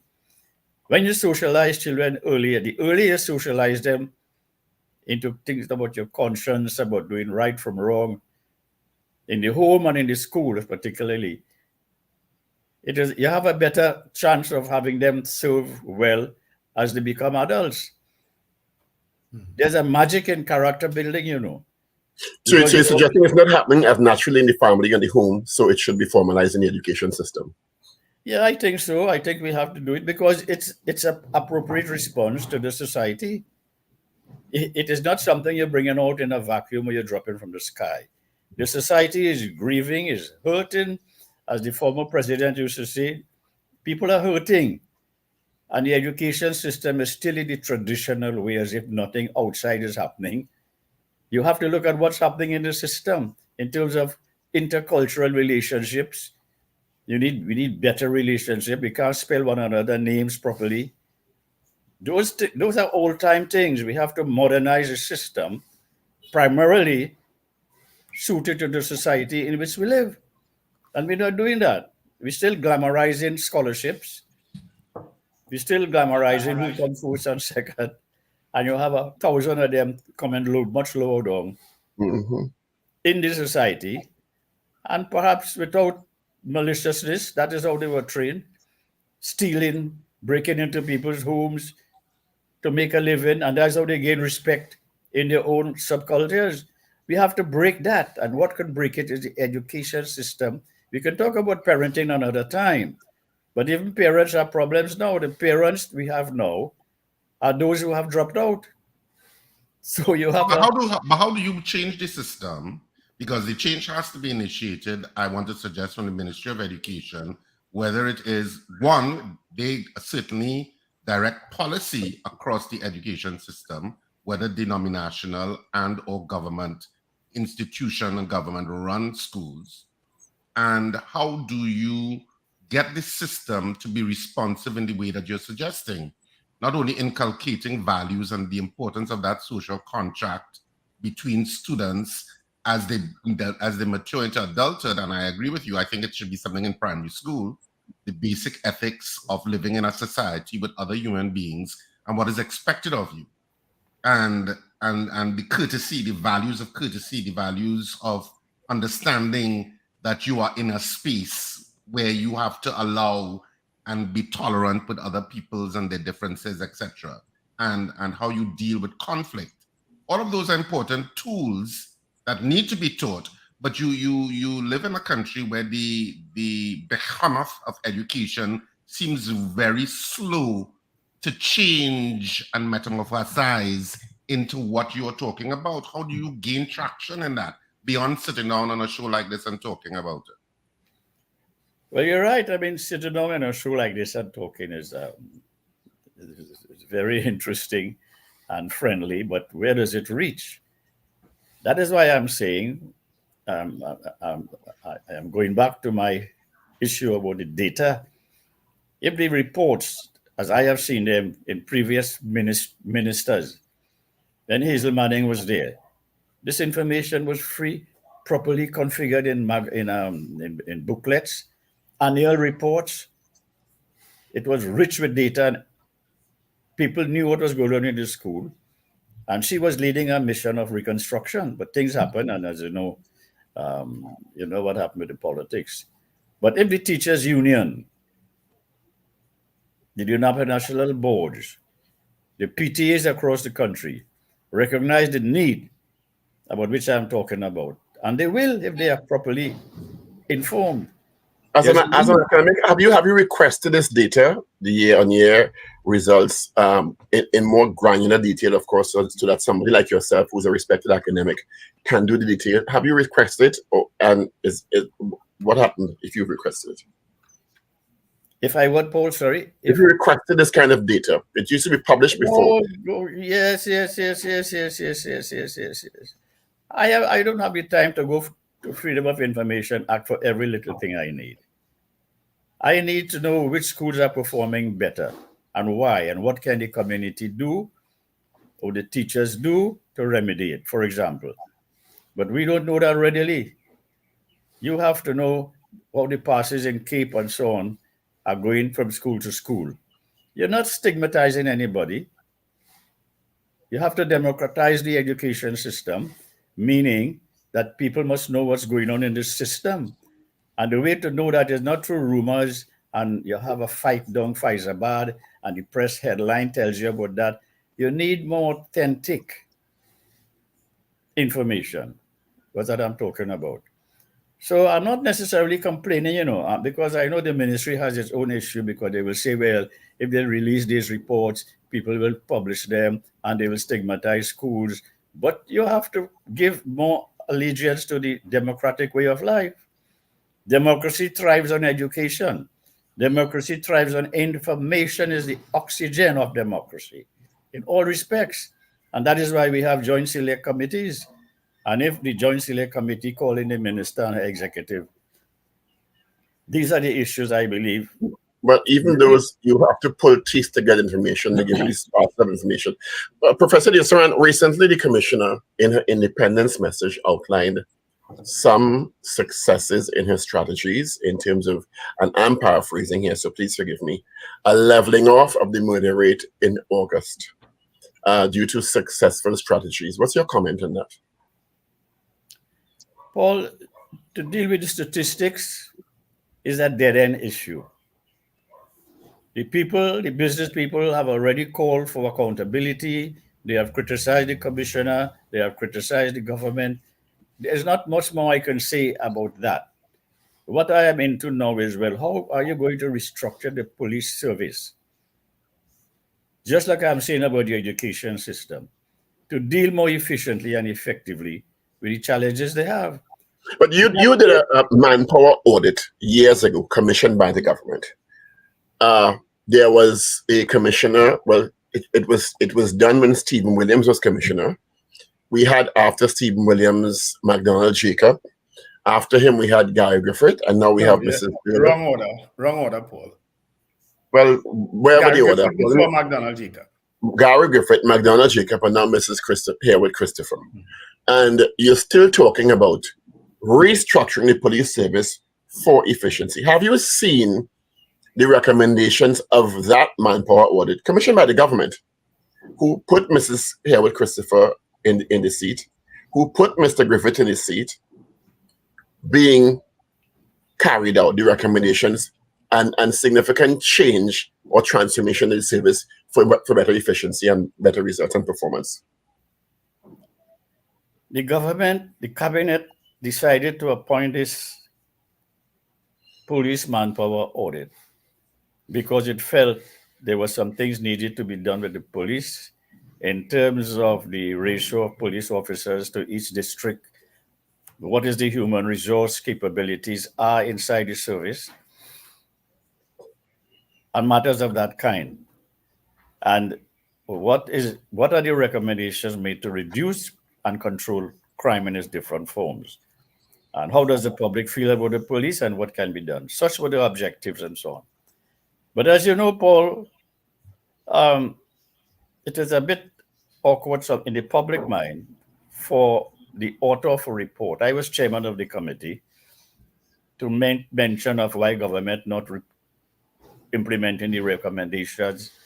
It might be as if I'm crossing my line because cabinet has the final duty. No, I'm not asking if you to comment on whether if you're seeing the kinds of change in performance in the police service that would indicate that some of the recommendations have been applied. Are you seeing those? Yes, Paul. Yeah. I'm coming with that. But before I interpret your answer, let me create the premise. That is, I don't want to talk too much because, especially if it looks as if I'm pushing my own fame. The irony in it is that Ola, the present commissioner, was a member of that 8-member committee, and she signed off on it. Everybody signed off on the recommendations.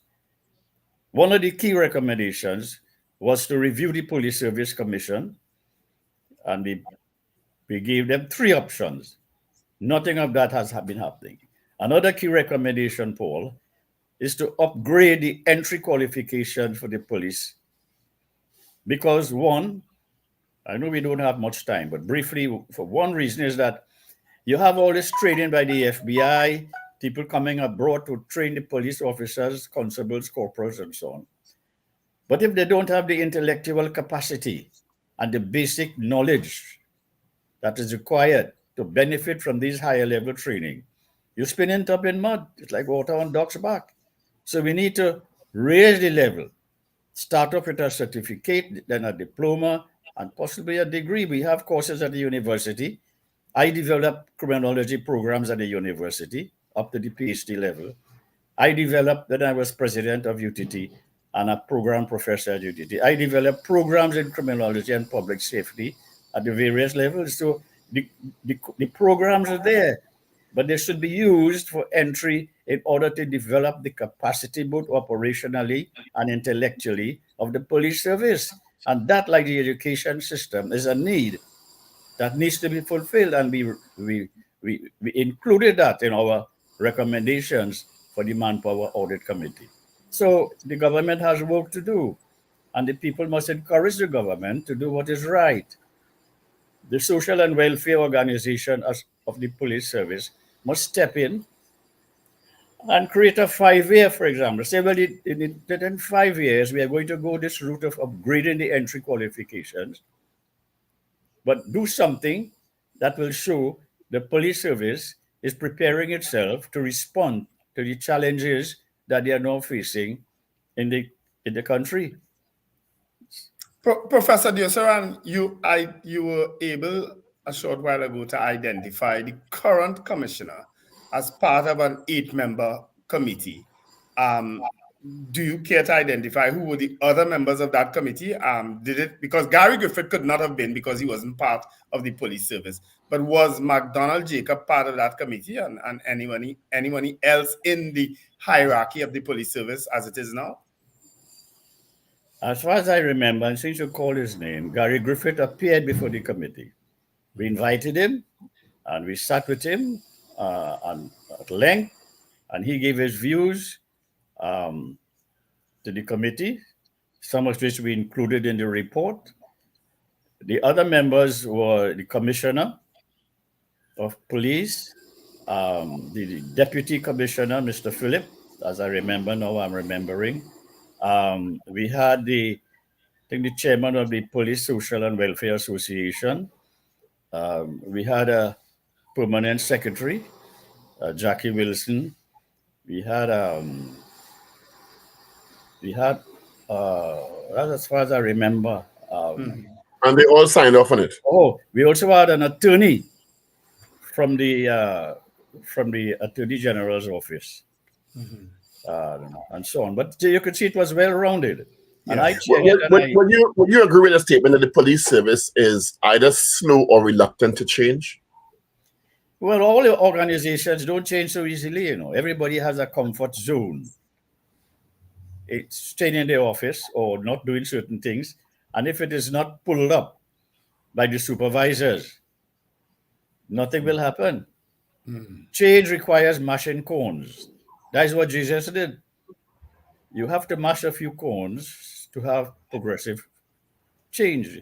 For example, about 25 years ago, Paul, I don't know if I was in Parliament or even before that. There was a policy decision to hire civilians in the police service so that the police now would go more on the streets. You have about 500 civilians now in the police service. And the police are still inside offices rather than being more actively on the streets. It's a manpower issue. And this is one of the issues we raised. You have to distribution of manpower. Let the civilians do their recording, whatever administration thing they have to do, and so on. But that has not happened. What you have now is civilians tumbling over one another in the police service, whereas there should be an opportunity now for more policemen to go out, the 7,000 or whatever it is.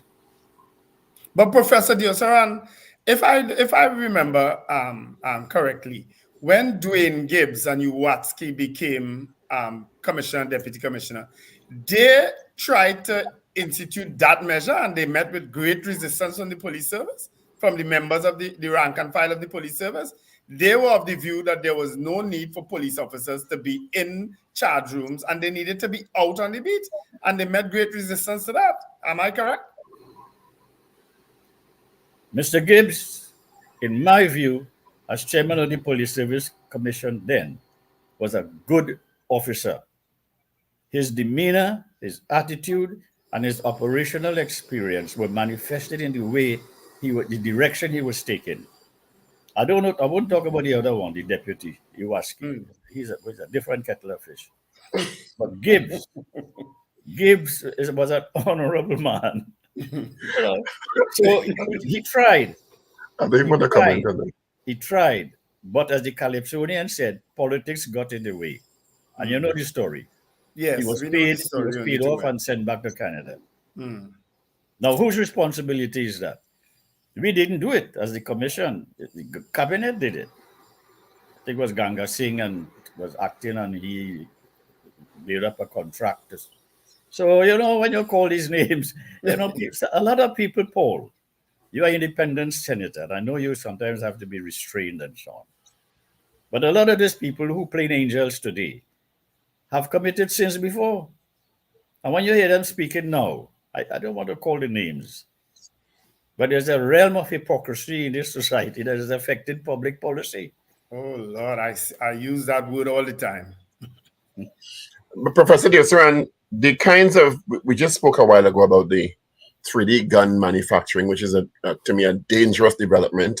You identified that if there was one, there can be others. We a couple of weeks ago also identified and arrested, I think, a Chinese national for production of methamphetamines. You are seeing an evolution of criminality in the country. How concerned are you about this? I mean, we have the murder issue, we have the other crimes, the murder is the general barometer. how concerned are you about these new developments in Very criminal concerned, Paul. environment? Very concerned, Paul. Very concerned. And to get at the root of it, you see, crime is a sociological phenomenon, largely. There are crimes of passion, but largely, crime is a sociological phenomenon. I have always dealt with crime as a sociological, social, psychological phenomenon. Criminology is a bastard child, really, of sociology. You cannot deal with criminology properly without knowing sociology and social psychology. So I am more of a social scientist with criminology as a sub-discipline as far as my university education is concerned, all the courses I took. Now, you are asking about these new challenges, and you have to get at the root of it. Where are the organizers? Because some of these crimes look as a private enterprise, you know. They are organized. They are repeated. You have to look at the immigration situation. How many people are coming and going? It's easy to come to Trinidad and commit a crime and depart back to your island, you know. Easy. Now you have the flow of Venezuelan immigrants, and you're beginning to see the tip of the iceberg. That will come. Gangsterism from Venezuela will soon flow into Trinidad and maybe prosper too, which will come. Soon? You're suggesting it's not here yet? Pardon me? You're saying soon as if it's not here yet. Well, I'm being gentle on the point, Cole. I'm Paul. I'm trying to be gentle on the point.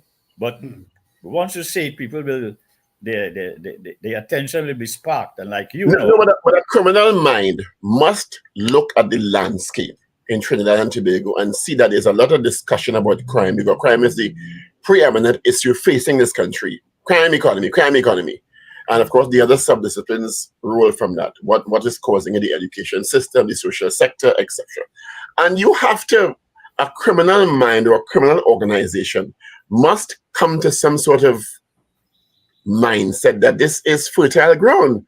In addition to all the discussion on crime and all the effort and all the money being placed, to decide you're going to set up a 3D gun printing company, to decide that you're going to set up a illegal chemical manufacturing operation. It speaks to some assessment being done to me and people realizing this place is real vulnerable, so let me try it here.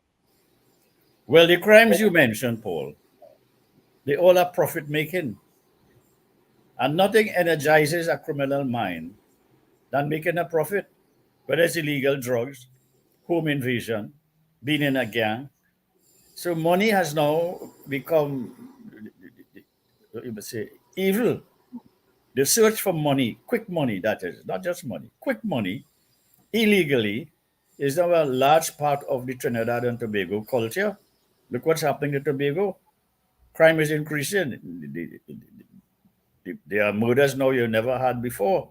And I don't think it will stop there if nothing serious is being done, because it's a very small island. It's smaller than Trinidad. It could be managed.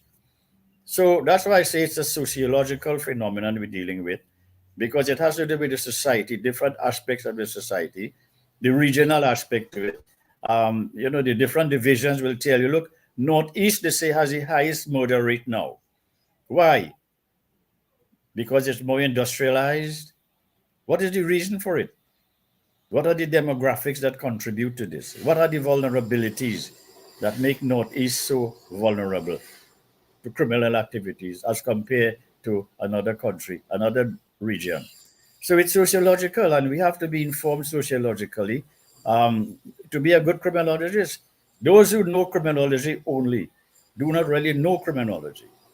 They have to know social psychology, education, statistics, and that is what I think you would make a good criminologist, Paul, because of your background. Professor Diosaran, I want to build a bit on Paul's point just now in terms of criminals looking at here as a fertile ground to be able to set up these new types of businesses at this point in time.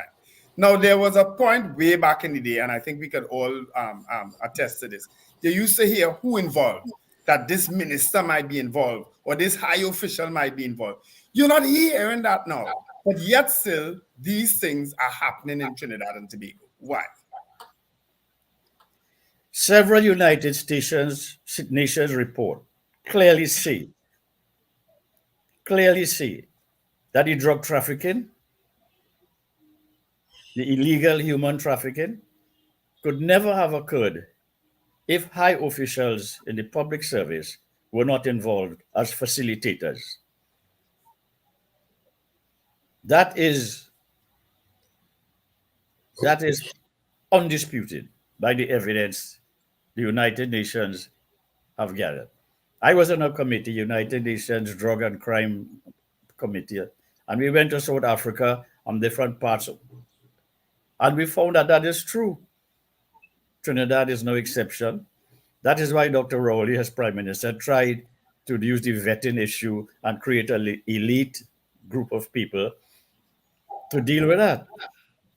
But that produced industrial relations problem, and the social welfare organization, Mr. Dixon, they objected in terms of the differential in payment and so on. But it was a recognition.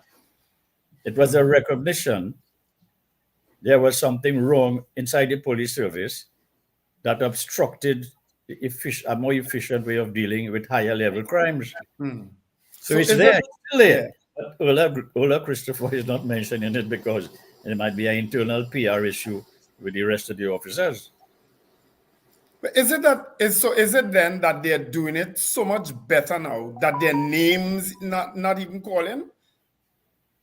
Well, you're speculating. It is quite possible. Some of them might have become conscience stricken that they're doing the wrong thing. But they are being paid from outside in terms of importation of goods. Look, there are several incidents of cocaine found in bottles, marijuana found in containers, big headlines, and over time, it just evaporated. But what you're suggesting is that the domestic agencies have been so contaminated. And we spoke about police, but we have to include customs and excise too. Let's not pretend that police are the only agency that's been contaminated by corruption.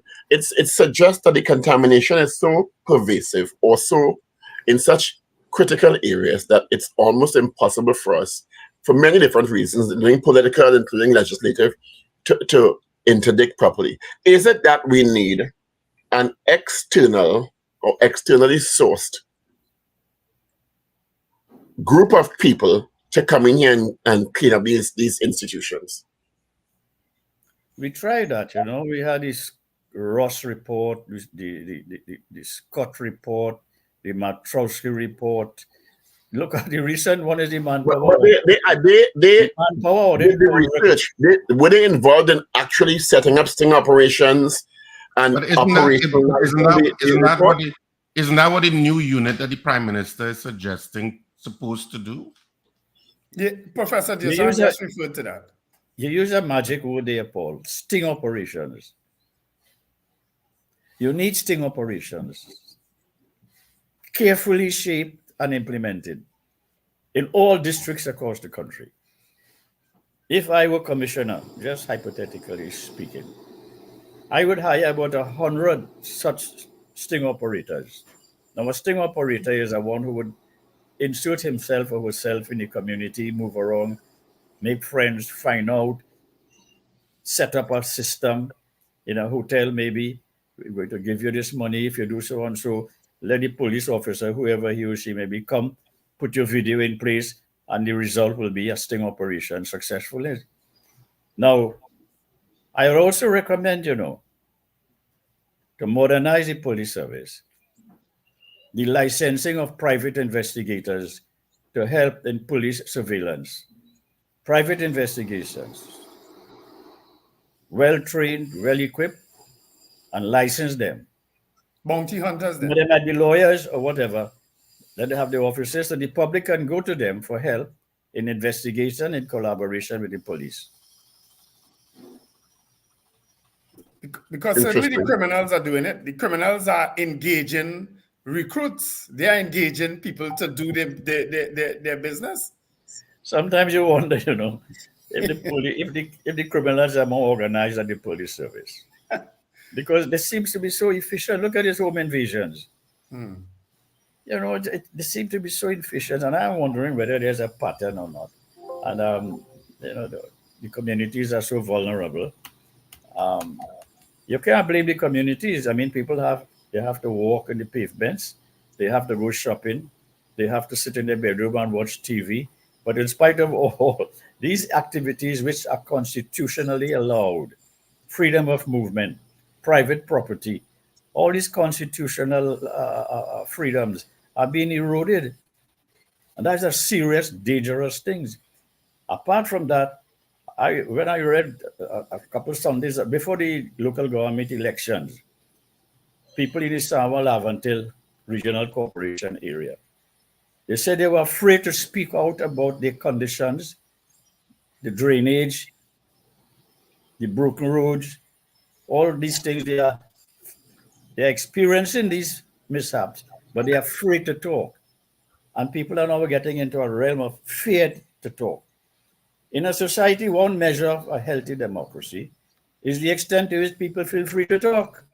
But they are self-censorship, because the way the criminals and the way confidential information has been leaked, people are free to talk. We have to remedy that by building confidence in the institutions, primarily the police. But a measure of a healthy democracy is the extent to which people feel free to talk. Well, Professor Dioser, and I've been saying that for a while, you know, and especially with reference to the police service, that good police officers are afraid and are not speaking out against the bad ones. It's not, and until that changes, we're really not going to be able to fix this place. That's my humble opinion. I might be wrong. I hope I'm wrong. But until the police service is able to fix itself, we are in a conundrum. Yeah, I've said it for 15 years. Very I've good said it for point. 15 years. Until the police service is able to fix itself by the leadership it has, and the government facilitating that, we will have a serious problem. Yes. When you say bringing people from abroad, they will be resented, as that happened before. They wouldn't get cooperation. Nobody will provide information.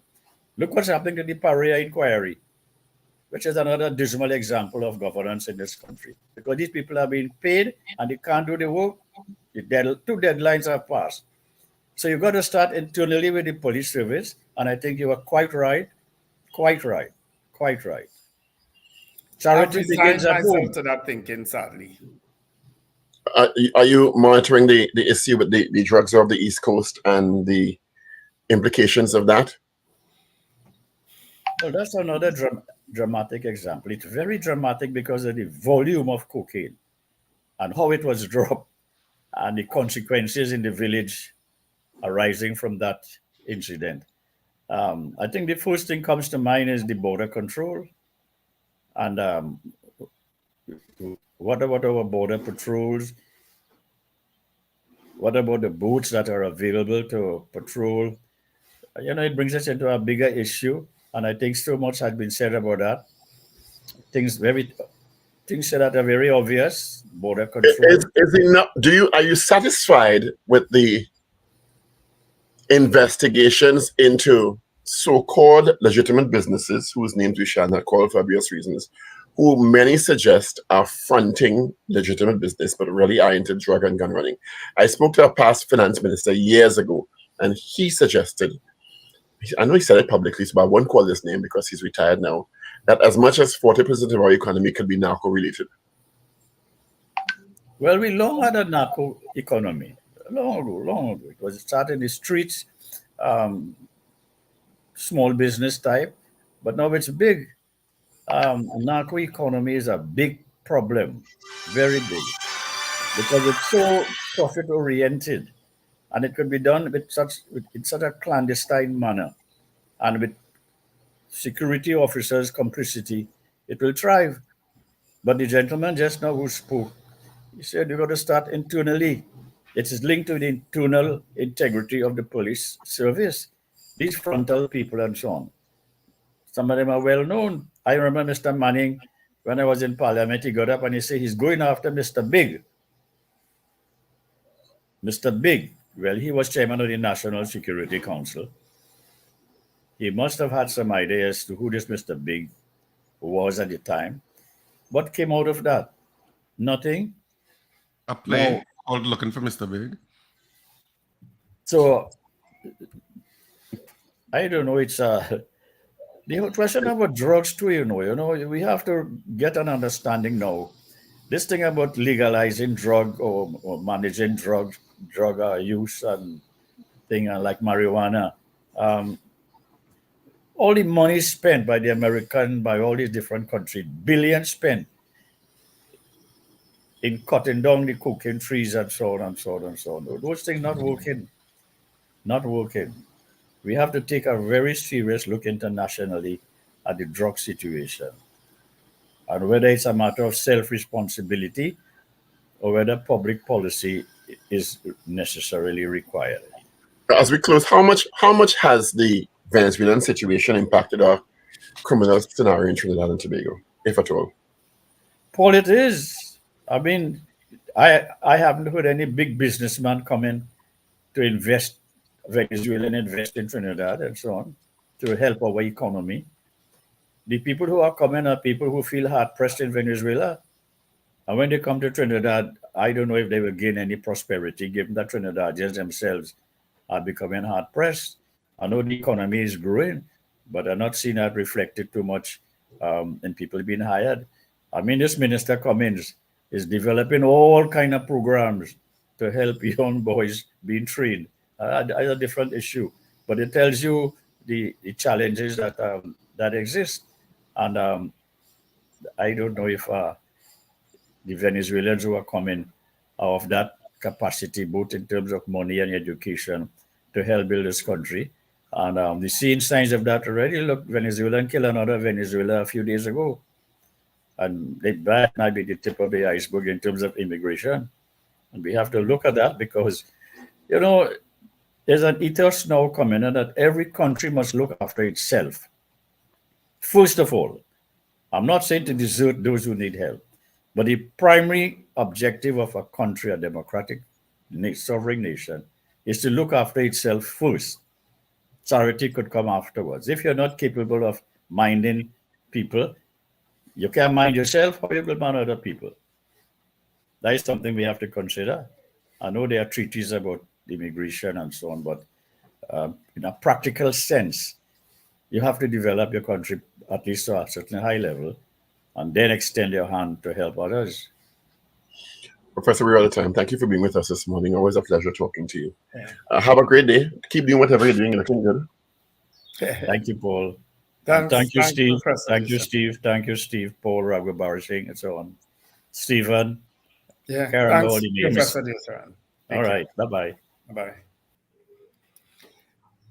It's always refreshing talking to people like Professor Diosaran, and people like Ramesh Lawrence Maharaj too. I always enjoy speaking with people who are very forthright in what they say. I know some of the things he can't say or wouldn't say, but I would like to hear a little more about that audit into the police service that was done that can't seem to be going anywhere.